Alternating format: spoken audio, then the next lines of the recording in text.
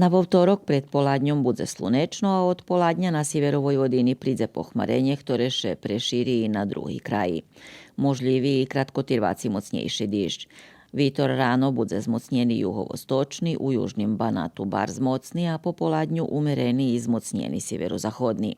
Pritisak kolo normali. Minimalna temperatura od 16 stupnji na sjeveru po 22 u Veršcu, a maksimalna od 23 u Zombore po 30 stupnji u Veršcu.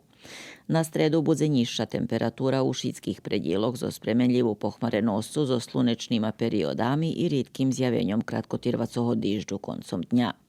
Vitor slabi sjevernih napрямок. Pritisak dakle nad normalu. Minimalna temperatura od 10 po 16 stupnji, a maksimalna od 21 u Subotici po 25 stupnji na juhu Srbiji. Na štvrtok bude daku scepljejše, ali možljiviji dižď, na pijatog u vekšini predjeloh bude suho zo slunečnima intervalami, a idući vikend bude daku scepljejše, tiž zo slunečnima periodami.